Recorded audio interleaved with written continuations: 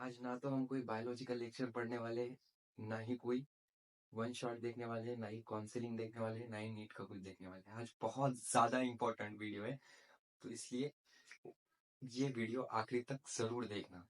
दिल दहलाने वाली घटना हुई है हमारे सामने एक, जो कि AIR-1 Navdeep sir Navdeep sir MD second year radiologist, जो कि टॉप मोस्ट डिग्री होती है एक मेडिकल एस्पिरेंट के लिए, एक मेडिकल स्टूडेंट के लिए। आज वो हमारे साथ इस दुनिया में नहीं रहे।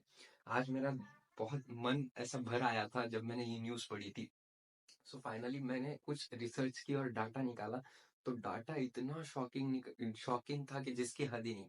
सो वीडियो के एंड तक बने रहना, ताकि आपको सब पता चले कि इंडियन डॉक्टर्स के साथ एक्चुअल में हो क्या रहा है और सिचुएशन कैसी है डॉक्टर की और मेडिकल स्टूडेंट की। सो मैं कुछ डाटा आपके सामने रखूंगा, आप प्लीज देख लीजिएगा उसको। तो study found life expectancy of doctor in India is 59 years. बस जो लाइफ एक्सपेक्टेंसी है डॉक्टर की, इंडियन डॉक्टर्स की इंडिया में, वो सिर्फ 59 ईयर्स है, सिर्फ 59।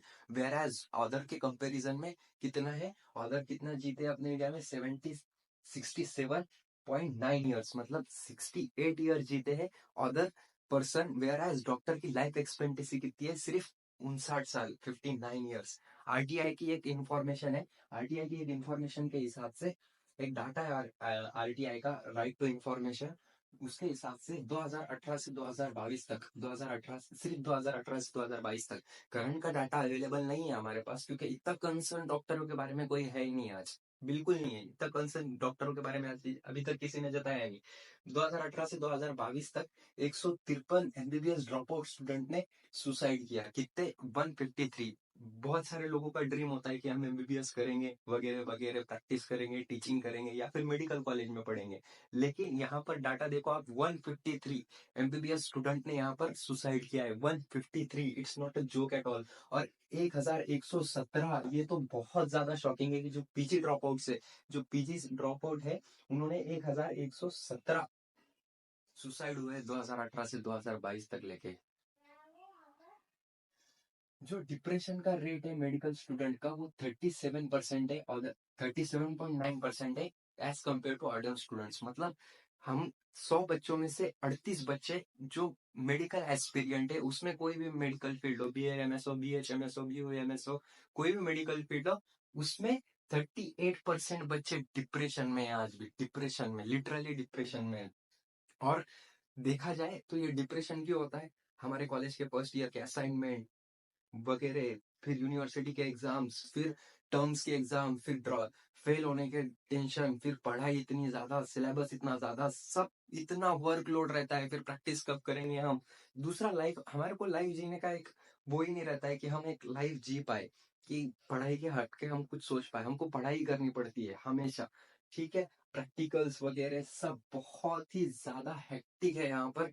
जो डाटा निकल के आया है, मैंने डाटा पढ़ा, आप भी पढ़ सकते हो गूगल पे जाके, नहीं तो आपको मैं वीडियो में ही बता दूंगा डाटा कि कैसा कैसा है। उसके बाद एम्स में, सिर्फ एम्स में जितने एम्स के साथ कॉलेजेस है, आई थिंक 11 कॉलेजेस है, मेरे को नंबर ठीक से याद नहीं, तो 11 लोगों का सुसाइड हुआ है 2018 से 2022 तक, 2018 से 2022 तक।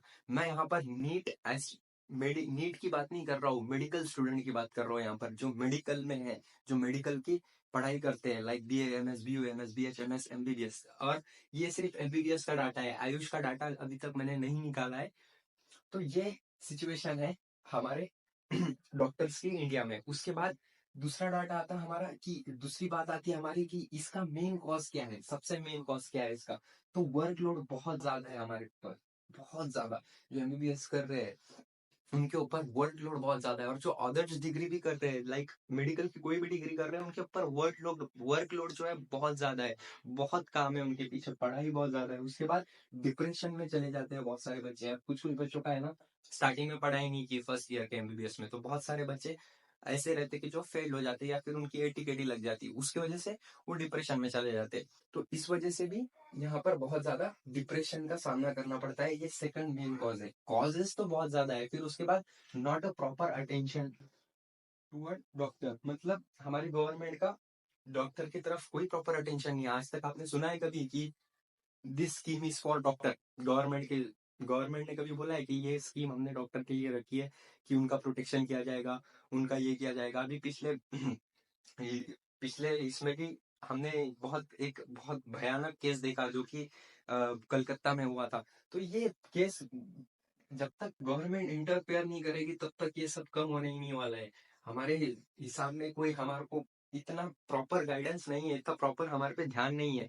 सो ये चीज बहुत ज्यादा दिक्कत दे रही है डॉक्टर्स को। उसके बाद सबसे मेन कॉज ये भी है कि पीजी सीट जो है, पीजी सीट कोई भी अदर फील्ड हो, मेडिकल की कोई भी फील्ड हो, उसमें पीजी की सीट्स अवेलेबिलिटी बहुत कम है।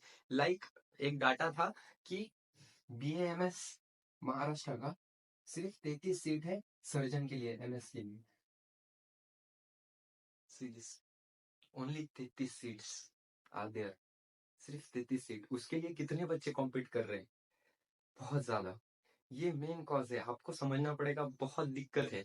और मतलब सीरियसली बोलूं ना तो गवर्नमेंट का इंटरफेरेंस होना चाहिए कि हाँ भाई ये डॉक्टर से समाज में रिस्पेक्ट नहीं है। अभी एक और चीज है, जो एमबीबीएस नहीं होते, लाइक उनका नीट में सिलेक्शन नहीं होता है, नीट में वो एमबीबीएस को क्रैक नहीं कर पाते, तो वो क्या करते हैं पता है आपको? लिटरली बोल रहा है मैं, जो आजू बाजू के लोग रहते हैं ना उनके, वो बोलते हैं यार एमबीबीएस को नहीं लगा, ये तो बीएएमएस कर रहा है, ये तो बीयूएमएस कर रहा है, ये तो बीएचएमएस कर रहा है। अब हर किसी की एबिलिटी नहीं रहती कि वो एमबीबीएस पार्ट चला जाए, क्योंकि सी कंपटीशन इतना है कि 22 lakhs, 24 lakhs या 22 lakhs बच्चे नीट यूजी के एग्जाम में अपेयर हो रहे हैं, और उसमें से सीट कितनी है ऑल ओवर इंडिया? 88,000, 88,000 के आसपास है, ऐसा हुआ कुछ आंकड़ा है। So this is shocking. सब ये बहुत ज्यादा मेस हो रखा है मेडिकल लाइफ में। सो इस पे कुछ ना कुछ हमको करना ही पड़ेगा। और मैंने वो भी निकाला है कि मेन पर्पस क्या होना चाहिए ये सब ठीक करने के लिए। पर मेरे को पर्सनली लगता है कि ये 4 चीजें होनी चाहिए। सबसे पहले, just give time to yourself. मतलब जो मेडिकल के स्टूडेंट है वो बहुत सारे कैसे रहते हैं कि वो दुनिया से कट जाते हैं। सबसे मेन बात, मतलब खुद को टाइम देना चाहिए, ये मेरा बोलना है। ठीक है, उसके बाद सोशली कनेक्टेड रहो।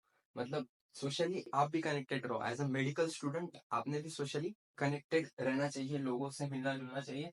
और जितना हो सके ना उतना पेरेंट्स से बात किया करो, दैट इज वेरी बेनिफिशियल। उसके बाद government should increase the PG seat. Government को ये आई थिंक पीजी सीट्स बढ़ा देनी चाहिए। पीजी सीट्स बहुत कम है, इसलिए पीजी सीट्स बढ़ाना it is a good option for all the doctors. उसके बाद कि मैनेज द वर्कलोड, जो वर्कलोड है वो आप मैनेज कर सकते हो। So once more, thank you so much, have a great day.